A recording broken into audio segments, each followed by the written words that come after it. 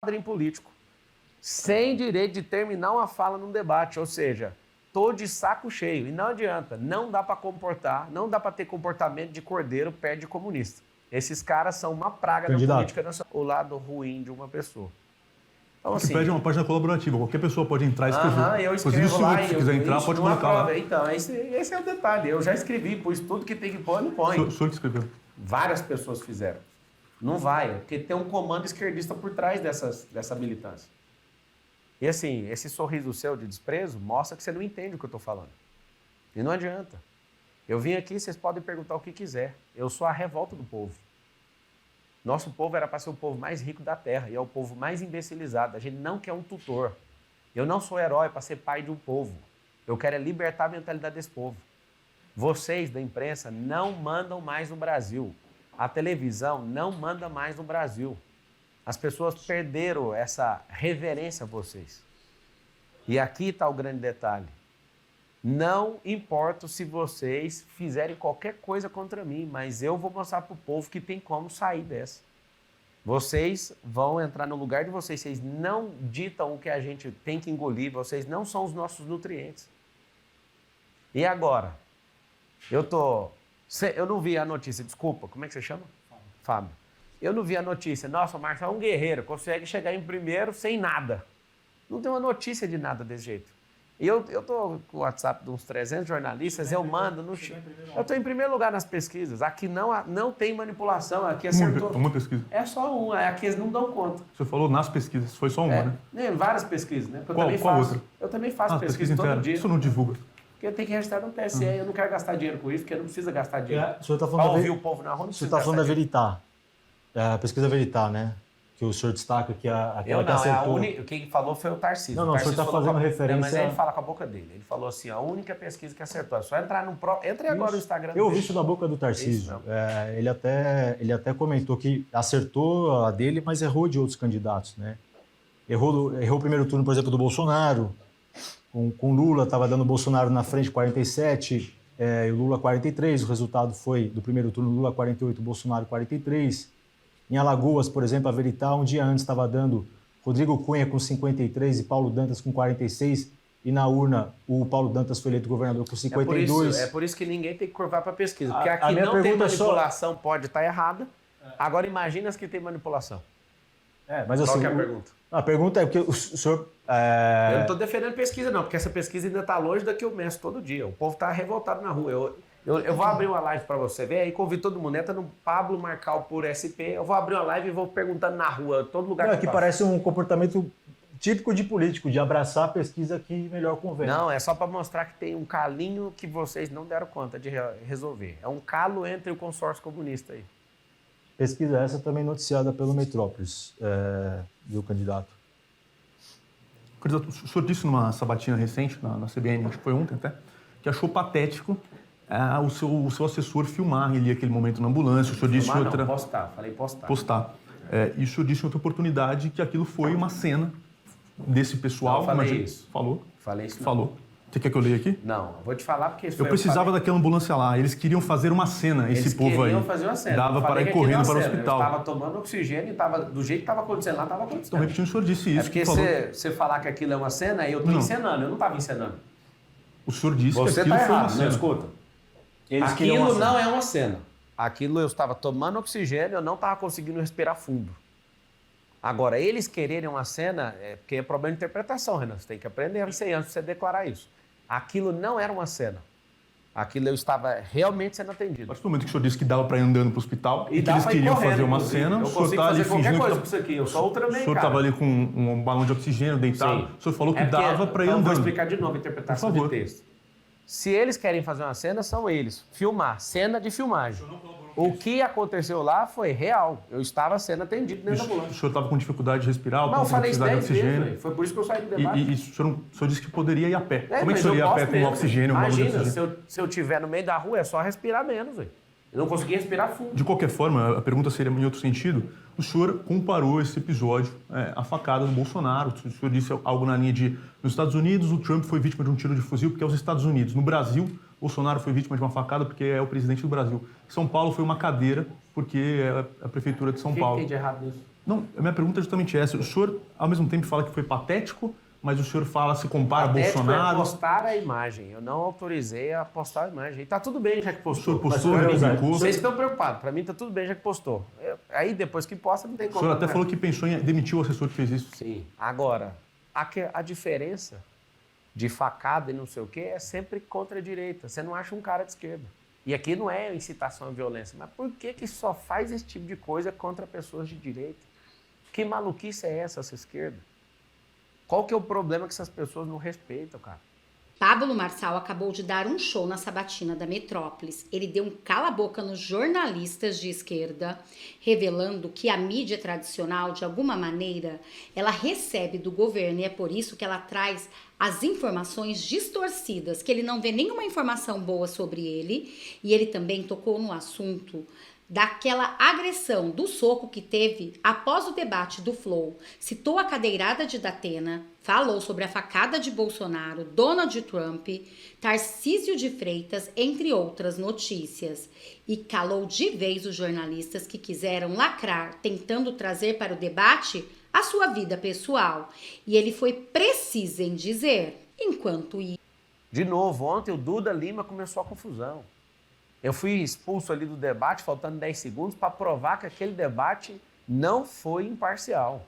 Duda Lima que é de direita, né? O Duda Lima está fazendo campanha para alguém que é de esquerda. Fez campanha do Bolsonaro. Ele é de direita, não, ele é marqueteiro. O negócio dele é isso aqui, ó. Se é de esquerda ou direita, não interessa.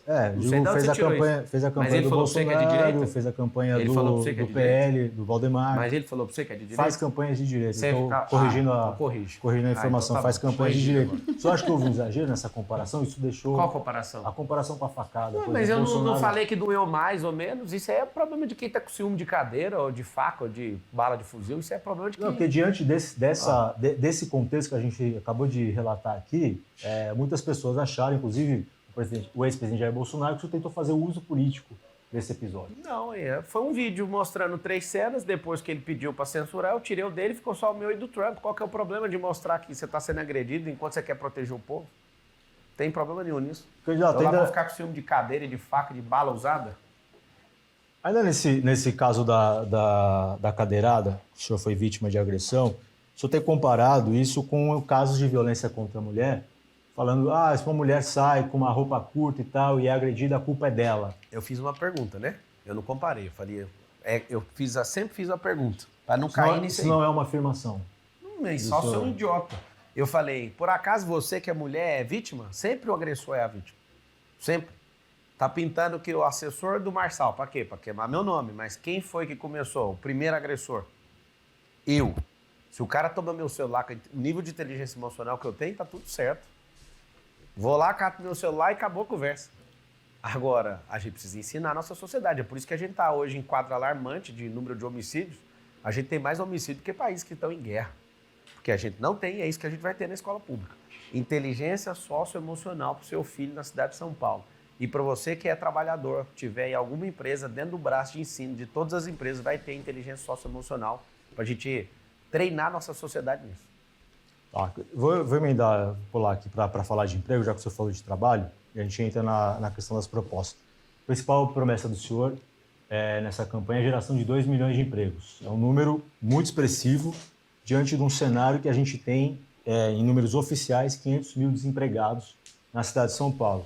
O senhor já falou que vai incluir não só os desempregados oficiais, mas também quem recebe auxílio, né, como Bolsa Família, sua conta é um pouco mais elástica do que o número de desempregados oficiais. Correto? Quantas cidades tem na região metropolitana, você sabe? 38. E aí você está contando o desemprego só da cidade? O senhor cidade? sabe quantos desempregados tem nessas 38 cidades? 500 mil pessoas vêm nessa cidade só com carro. Imagina com ônibus. Quantos desempregados tem nessas 38 cidades? Não precisa saber. Elas querem uma oportunidade de emprego aqui. Não precisa. Tem menos de 1 milhão de pessoas. São 120 mil quadras. Só a cidade de São Paulo tem 28 mil. A região metropolitana é maior que a cidade de São Paulo. É maior, mas tem 1 milhão de pessoas desempregadas. E os neném, segundo A gente tem todos esses dados aqui. Aí a gente tem o segundo neném. Se você traz as empresas, as pessoas, elas vão migrar para cá. Aqui tem espaço para pessoas virem. E a gente vai investir em infraestrutura para isso. Então, assim, quando você fala que eu tenho que gerar emprego, portanto que eu preciso, eu estou falando sobre o futuro. Vocês estão no passado ainda. Quando eu gero 2 milhões de empregos, eu estou atraindo gente para cá. Se a gente não consegue qualificar a nossa sociedade, eu vou ter que trazer gente de fora qualificada, porque eu não quero emprego do passado, eu não quero emprego que solta fumaça. Eu quero emprego de sabe. Mas eu estou te explicando, Renan. A conta é simples. Se hoje você tem um déficit de 500 mil e você soma com o déficit de cada uma dessas cidades, eu não tenho que atender todas as cidades. Essas pessoas querem vir para cá. Agora, como são empregos de tecnologia, as pessoas virão e migrarão para essa cidade. Porque não é que a gente não consiga, mas é porque tem gente que não quer se qualificar em tecnologia. Se a gente não prezar por esses empregos no futuro, nós vamos ser escravos de outras nações. O nosso perfil comportamental do brasileiro e do paulistano é um perfil de consumo. Tem empresa no Japão que tem mais patente que o povo brasileiro inteiro. E nos próximos 15, 20 anos, mais de 300 empregos, inclusive o de vocês, vão deixar de existir. Porque é mais fácil pagar a inteligência artificial para ficar soltando essas notícias. Então, se a gente não requalificar nosso povo, nós vamos perder os empregos e vai ter que criar uma bolsa. E essa bolsa vai ser universal, por conta de tecnologia. Os empregos são focados nisso. E quem gera emprego, para você que está assistindo, não é o prefeito. O prefeito ele é o articulador. Qual que é o tripé para gerar 2 milhões de empregos? Primeiro, hoje a gente tem mais de 2 milhões de CNPJs. O emprego por causa de CNPJ não é uma conta linear para você entender que é possível. Então é básico. Então tem empresa sozinha que vai criar 1.000 empregos e tem empresa que não dá conta de criar nenhum, ok? Então numa conta linear é essa. Segundo, vamos atrair novas empresas. E terceiro, quem não quer ter seu próprio negócio? Nós vamos ensinar numa ponta dentro da escola pública para as pessoas, para as nossas crianças aprenderem a empresarização. E dentro do braço de ensino de todo o CNPJ, nós vamos ensinar a mesma coisa. Olha que interessante. Um com foco em andragogia, que é ensino de adulto, o outro com foco em pedagogia, que é ensino para criança. Qual que é a perspectiva? Falando de futuro, é do crescimento estruturado dessa cidade. Aí a cidade cresceu sem estruturação. E aí por isso está esse caos e por isso nós como cidadãos dessa cidade, empurramos essas pessoas todas para as periferias. E esses 2 milhões de empregos é a novidade. Vai resolver problema de poluição, problema de estresse, problema de fluxo e mobilidade e aumento de desfrute seu para você passar mais tempo com seus filhos. Porque o emprego vai ser aonde? A maior parte desses empregos serão nas regiões periféricas. Com o convênio do Estado, com a própria prefeitura, oferecendo desconto em ISS. O próprio governo federal também vou chamar para fazer convênio em relação a isso. Esses empregos, candidato, então seriam, você está falando de MEI, assim, são pequenos empreendedores, microempreendedores? Não, de qualquer perfil. Porque, por exemplo, a gente não seriam empregos oficialmente com carteira assinada. Não, carteira assinada. Não 2 tem problema milhões com carteira assinada. Não tem problema. Só para você ter noção, o governo federal... Então, é um número expressivo. Pergunta porque é um número expressivo. Comunista do governo. Só para concluir, candidato. Porque... Milei ganha destaque por discurso na ONU enquanto Lula é ignorado pela imprensa internacional. A Assembleia Globais teve início nesta terça-feira, dia 24, com a presidente do Brasil. A Assembleia Geral da ONU, um dos eventos mais importantes que reúne lideranças globais, teve início nesta terça-feira, dia 24, com o presidente Luiz Inácio Lula da Silva, fazendo o tradicional discurso de abertura após o secretário-geral das Nações Unidas.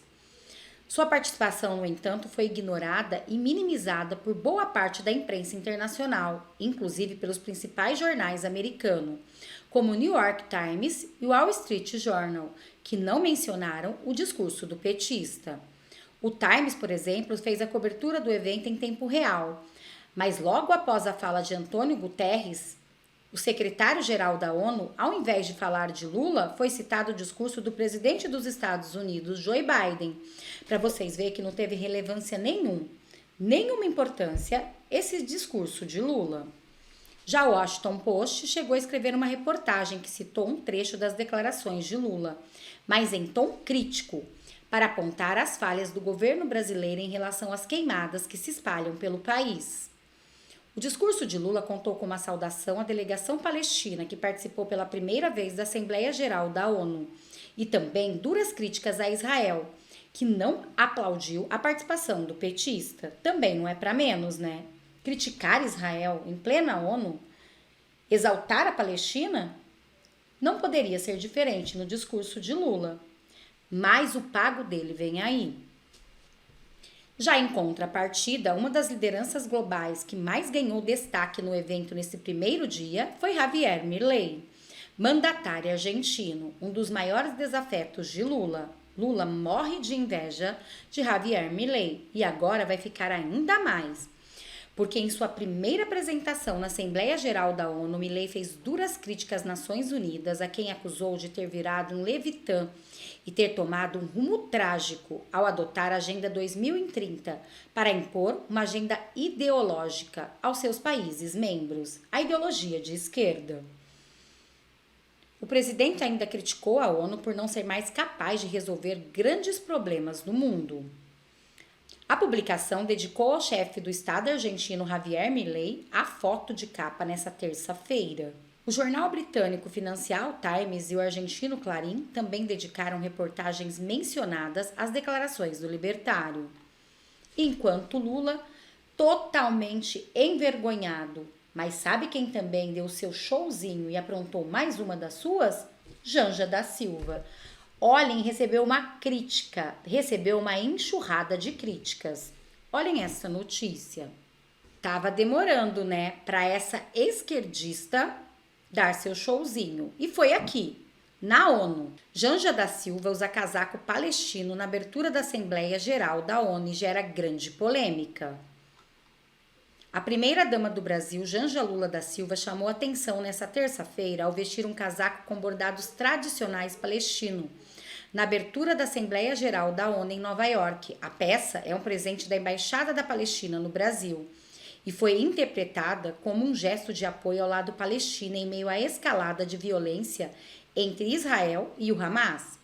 Em seu Instagram, Janja explicou a escolha do casaco, destacando que o bordado tatriz foi feito por mulheres palestinas.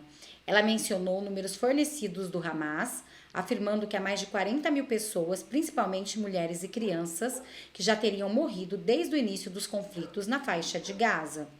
O uso desses dados, que carecem de verificação independente, gerou grandes críticas, especialmente por sua ligação com fontes não confiáveis. Janja, que já tem histórico de ativismo e é uma figura influente nas decisões do presidente Lula, reforçou o alinhamento do Brasil com a causa palestina. O gesto, no entanto, foi visto como uma provocação à comunidade judaica no Brasil e no exterior, dado o contexto delicado do conflito no Oriente Médio. O presidente Lula também criticou as ações de Israel em seu discurso na ONU, afirmando que o direito de defesa do país se transformou em direito de vingança, embora tenha reconhecido o ataque inicial do Hamas como um ato terrorista. Olha a fala absurda de um presidente na ONU nos representando. Infelizmente, eu não me sinto representada nem por ele, nem pela primeira-dama, e sei que cada um de vocês também não. Eu quero saber a opinião de vocês. Deixa aqui nos comentários. Lula focou suas críticas nas respostas israelenses, destacando o impacto na população civil palestina. A postura da primeira-dama não é nova. Em maio, Janja já havia causado polêmica ao criticar publicamente as ações de Israel na faixa de Gaza, chamando os bombardeios de genocídio do povo palestino. Na ocasião, ela pediu um cessar-fogo imediato e condenou as operações israelenses, alinhando-se com a posição à crítica ao governo brasileiro em relação à política israelense. É ou não é uma vergonha esse casal Janja e Lula? Eu fico envergonhada, eles não me representam de maneira nenhuma. Mas sabe quem me representa? Pablo Marçal. E eu gostaria de saber de vocês, seguidores do nosso canal. Pablo Marçal te representa? A fala dele, realmente, vocês acham que ele é uma boa proposta para São Paulo? Realmente, todas as propostas dele, o jeito que ele se posiciona, que ele traz a verdade, desafia o sistema, vocês acreditam que ele é a melhor aposta para São Paulo? Eu particularmente acho que sim. Eu moro em Taubaté, interior de São Paulo, e sei que é muito importante quem vai ser o prefeito. Então, o meu candidato do momento é Pablo Marçal. E o seu? Se é ele, deixa o M aqui no canal. Muito obrigada a todos. Até nosso próximo react. Não, sim. Certo. Só sei que o senhor não viu a sabatina que a gente fez com o prefeito Ricardo Nunes. Convido o senhor a assistir para o senhor ver. Não dá nem visualização, não vou perder meu tempo a imparcialidade, não precisa ver a imparcialidade do Metrópolis nesse processo. Vou perder meu tempo com isso. Eu perguntei do exemplo porque assim a gente vê, e é um tema. Volto a dizer, o senhor, na Bienal do Livro, o senhor foi. Vários jovens foram lá querer falar com o senhor, pegar autógrafo. Que já estavam lá e foram atrás do senhor e tal.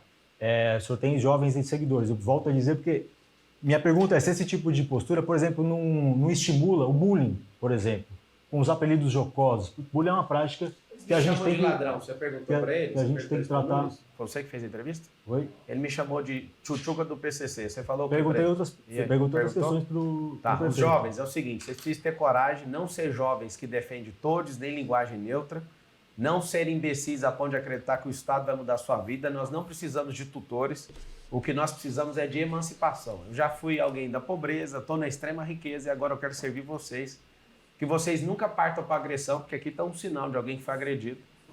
A pessoa da minha equipe, ela agiu de acordo com o artigo 25 do Código Penal, que chama legítima defesa.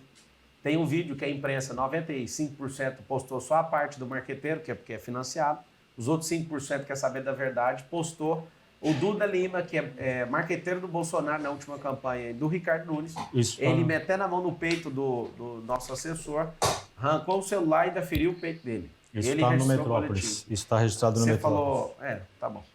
Não, só para concluir. O caso por exemplo, o senhor soprou uma farinha num candidato da rede e tal. Citar um exemplo de como, às vezes, um exemplo do senhor, que é uma figura que ganha essa projeção na campanha, especificamente, causa um impacto, uma consequência. Depois, no último fim de semana, a gente teve um candidato do PL, jovem também, que apoia o senhor, apesar de ser do PL, que fez o mesmo com Boulos. Só para fundamentar como uma ação provoca esse exemplo. Eu, por exemplo, eu fiquei rico e muita gente está ficando rico mesmo. Eu aprendi a ser um influenciador e mudar a vida das pessoas, restaurar casamentos, a fazer filhos perdoarem seus pais. Tudo realmente que eu faço muda. E não vem a pergunta com esse viés. Realmente eu tenho impactado essa geração, cada um assume sua própria responsabilidade. Agora, por que ninguém pegou no pé do Datena? Por que relativizou ele? Ontem ficaram gritando lá no debate, tem que prender. Mas por que o soco vale mais do que uma cadeirada? Se fosse um filho de faxineiro, ia ser preso e algemado. Se fosse o cara de direita... Quando o cara é de direita batendo, o mundo cai. Verdade. Então, sim, vamos parar para pensar. Por que a mídia não relata as coisas boas de uma pessoa? Entra na Folha de São Paulo para você ver. A postagem, o corte do debate sobre minha zoando, sobre Tabata e Bolis é super positivo. Ou seja, esses caras usam o nosso dinheiro, nem é o deles. Eles usam o nosso dinheiro público para distorcer e continuar no poder. Candidato, o senhor, depois do debate, abriu ali uma live no Instagram, falou com a imprensa e depois continua a live no carro ali, num tom bastante enérgico. O senhor falou que não dá para lidar de outro jeito com esses bandidos, usando as palavras do senhor. Disse que o negócio vai ficar feio. O senhor disse, nós vamos entrar numa guerra e se não tiver uma revolta do povo, não vai ter como resolver nessa cidade. Essa declaração está incitando a população, como o senhor diz mesmo, a uma revolta popular. O senhor não teme que isso gere algum prejuízo para a sociedade ou episódios de violência venham acontecer por aí? Olha, o senhor está incitando a população a uma revolta. Mas se você continuar ouvindo a live, eu falo, nós não precisamos de arma, a gente precisa do celular para desbancar esses jornalistas. Eu volto a repetir, Renan, eu vejo em você a pureza de alguém que não sabe onde está metido. Você quer um cara novo. Eu sou responsável por tudo que eu escrevo, você pode ficar tranquilo em relação a isso. Mas o problema não é o que você escreve, é que alguém vai lá e muda a headline. Não, é o que eu escrevo mesmo. Sou responsável por isso, pode ficar tranquilo. Eu estou checando com os jornalistas, eles mandam uma informação, a informação alterada. Mas a situação, para você entender, Renan, é assim, eu poderia fingir que nada está acontecendo. Só que eu não sou um cara que tem que curvar a cabeça para o sistema. Eu sou alguém que vim de baixo, sou alguém que conquistou muita coisa, sou alguém que já errou. Nunca vou esconder que eu errei. Ninguém está querendo pedir nada disso. Entra na Wikipédia para você ver sobre mim. De tanto eu falar, eles começaram a acrescentar algumas coisas boas que não tem o que fazer ali. Só quer mostrar